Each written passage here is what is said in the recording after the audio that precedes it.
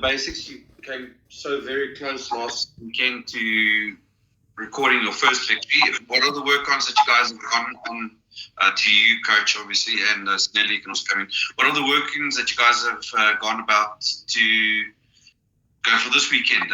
Where did you identify your problems and you want to rectify them? Hello, Morgan. Hope you're well. I think we did our analysis. We did a review of the game. And the game is all about small margins.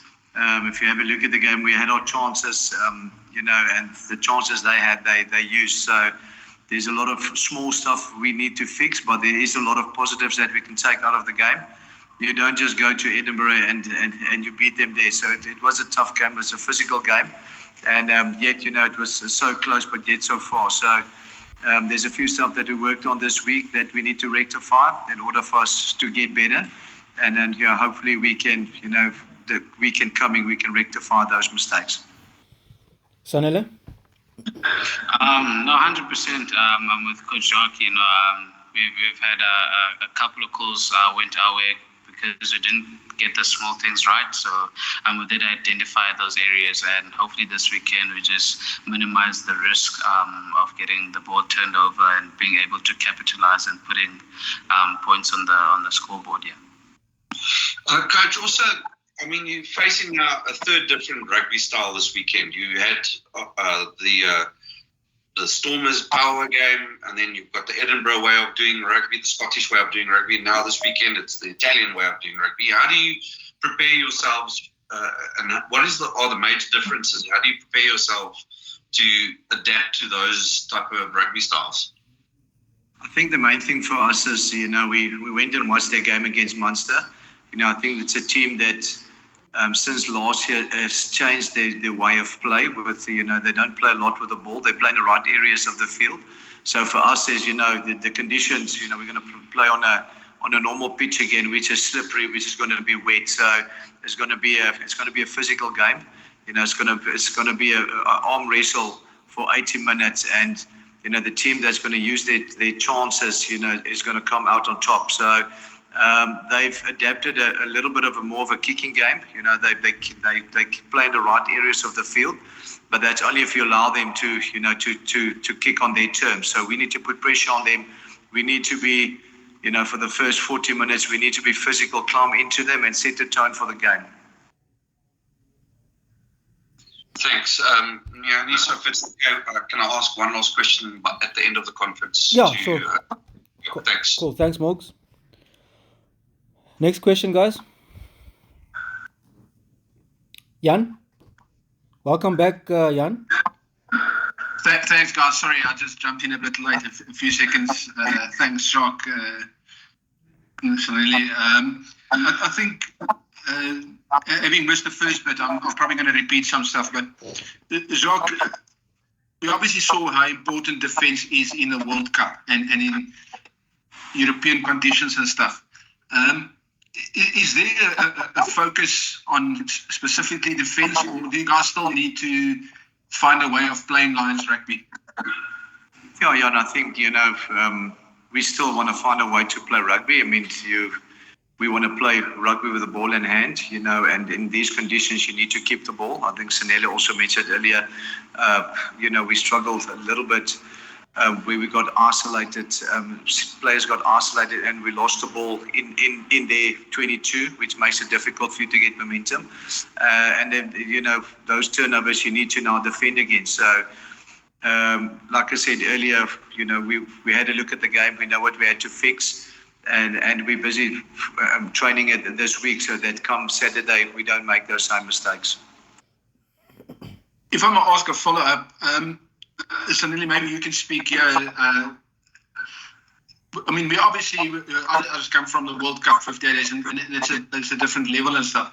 But does it feel different? Is it less pressure when the tournament's flying under the radar now? Suddenly you're back in the limelight. I wouldn't say it's under the radar, not at all. It's still a top competition, I still believe it's the best players that the Benetton side can pick for their side.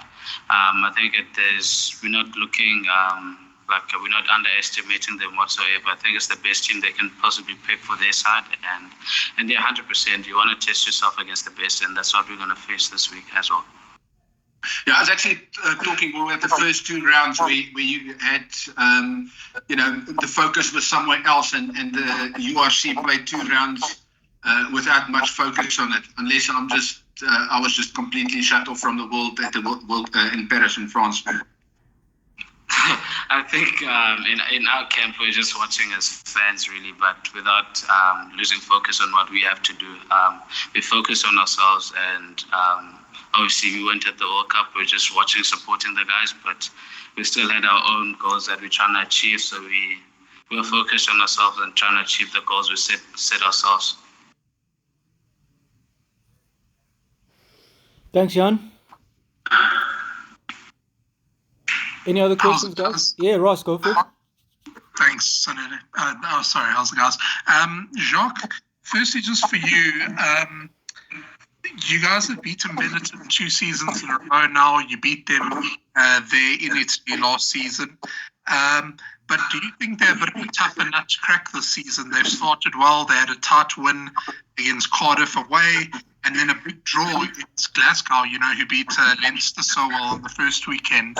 So do you think they are a bit tougher now? And do you think the guys have what it takes to keep that unbeaten run over them?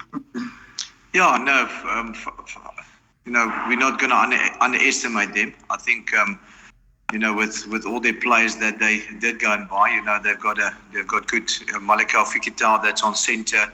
They've got a solid pack of forwards, a big pack of forwards. So they've got, and their 10 Umaga is a guy that that keeps him in the right areas of the field. So we will never underestimate Benetton. I don't think any team will come just to Treviso and underestimate Benetton. They're a tough side.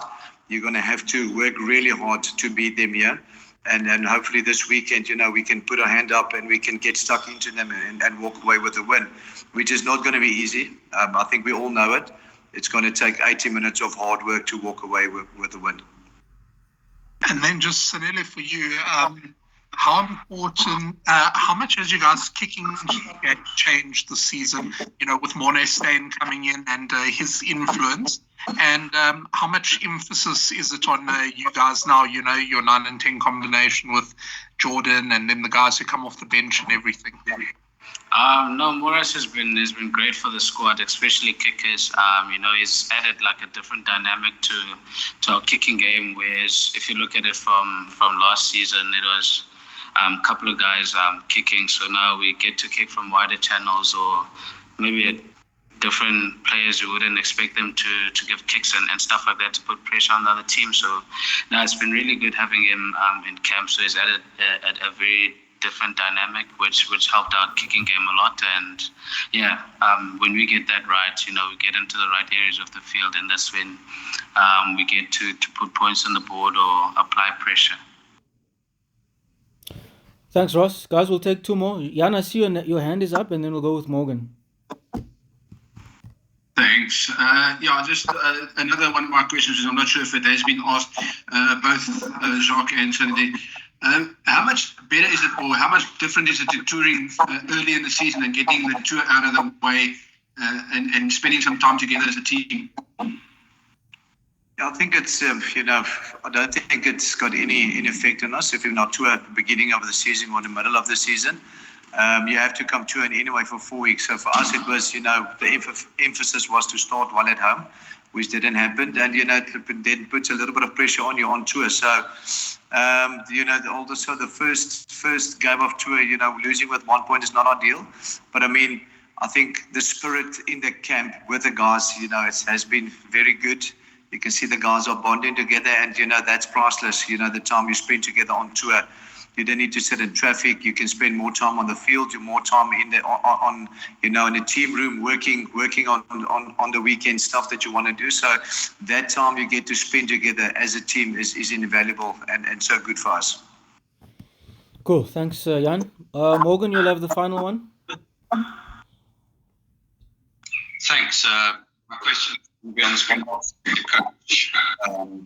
Obviously, with the knowledge of 2007 and having won it there, will you just give us your general impressions and your favourite part of what happened in the last few weeks with the World Cup and the Springboks? Yeah, I think it's special, especially if, winning it 2007 and also winning it now, for South Africa, it's unbelievable. Winning it back to back is even more unbelievable, So for those guys, what they achieved is so great for the country and for rugby itself in South Africa. It's something that everyone, cherishes very high. And, like I say, that final was unbelievable to see how the guys stuck together, how they just pressured the All Blacks the whole time, and all, give also credit to New Zealand to play a World Cup final with 14 men for 50 minutes. It's not easy. So just the final was unbelievable, and for us to come out victorious was great. A few weeks ago, you said you would have preferred Esterhuizen and Fourie as your centre. But I mean, the two centres impressed you a hell of a lot. DL India and Bill there, especially. Yeah, if you have a look, they probably didn't have ball in hand, so the way that the Springboks wanted to play, they were ideal for that. The kick and chase and not playing with ball in hand. They did that job very, very great. So, like I said to you earlier, it all depends how you want to play. If you want to kick and suffocate, those were the two guys that you had to play with. And if you wanted to play more attacking brand of rugby, but probably would have gone with Esterhuizen and Moody. Thanks.